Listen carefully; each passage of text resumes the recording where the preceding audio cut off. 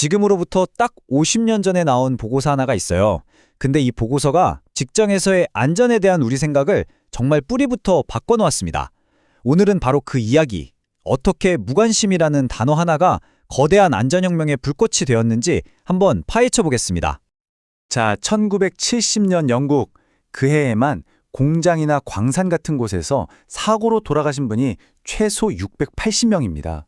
이게 그냥 숫자로 보이지만 하루에 거의 2명씩 목숨을 잃었다는 얘기거든요. 정말 끔찍한 비극이죠. 근데 더 안타까운 건 이런 비극이 해마다 반복되다 보니까 그냥 연례 통계처럼 되어버렸다는 겁니다.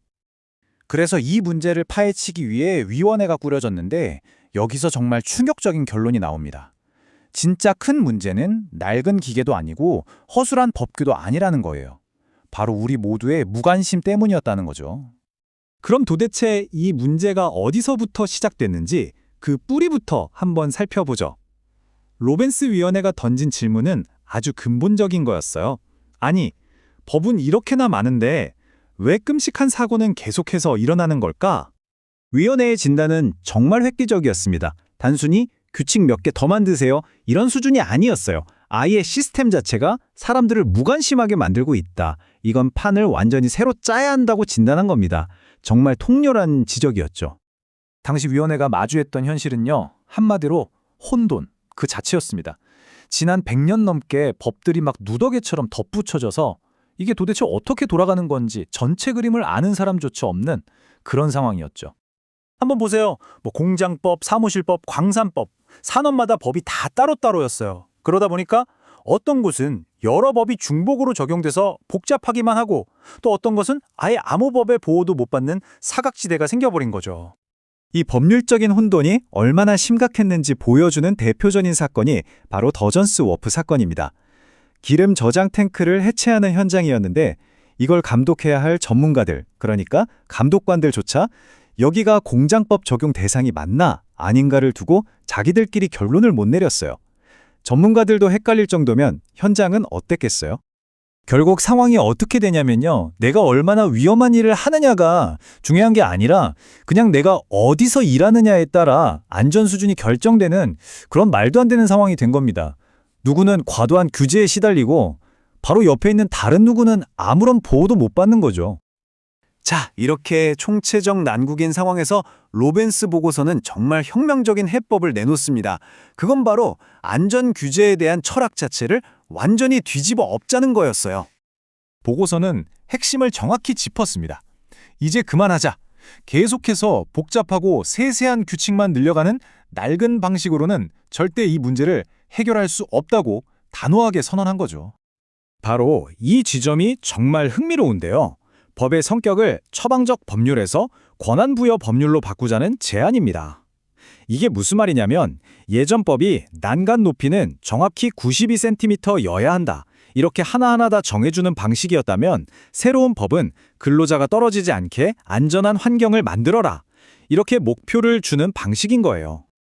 그리고 이 모든 것의 핵심에 바로 효과적인 자율 규제라는 개념이 있습니다. 안전에 대한 가장 큰 책임을 두꺼운 규칙집이 아니라 그 위험을 만들고 또 그 위험 속에서 일하는 현장의 사람들에게 직접 주자는 겁니다. 스스로 위험을 관리할 권한과 책임을 동시에 주는 거죠. 물론 이렇게 새로운 철학을 내세운다고 해서 저절로 다 되는 건 아니겠죠. 이걸 제대로 작동시키려면 그걸 뒷받침해줄 새로운 시스템과 아주 강력한 도구들이 필요했습니다. 그래서 보고서는 아주 구체적인 3가지 실행 계획을 내놓습니다. 첫째, 여기저기 흩어져 있던 감독기관들을 하나로 합쳐라. 둘째, 산더미처럼 쌓인 낡은 법들을 싹 다 정리해서 하나의 큰 법으로 만들어라. 그리고 마지막으로 사고가 난 뒤에 처벌하는 게 아니라 사고를 미리 막을 수 있는 새로운 제재 수단을 도입하자는 거였죠. 특히 이 제재 방식의 변화가 정말 신의 한 수였습니다. 기존에는 문제가 생기면 형사소송으로 갔는데 이건 너무 느리고 복잡했어요. 그런데 새로 도입된 행정명령은 달랐습니다. 감독관이 현장에서 위험을 발견하면 그 자리에서 바로 시정하라고 명령할 수 있는 아주 빠르고 강력한 수단이었죠. 이 새로운 도구에 개선 명령서와 금지 명령서라는 이름이 붙었습니다. 감독관이 위험 요소를 보고 이거 언제까지 개선하세요? 라고 명령할 수도 있고 정말 급박한 위험이 보이면 지금 당장 작업 중지!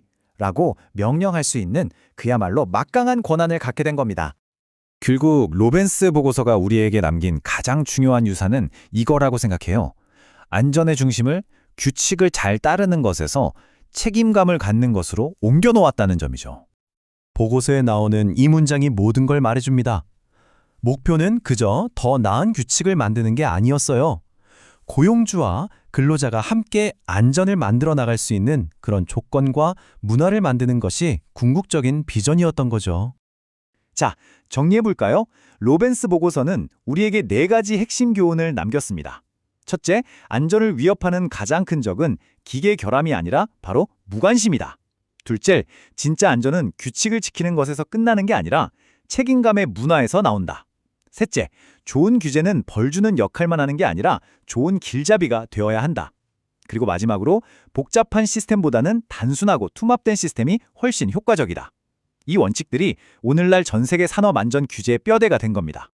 50년 전 로벤스 보고서는 가장 큰 문제가 무관심이라고 지적했습니다.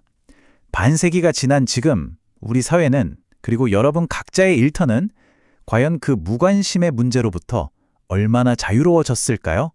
한 번쯤 진지하게 생각해 볼 문제가 아닐까 싶습니다.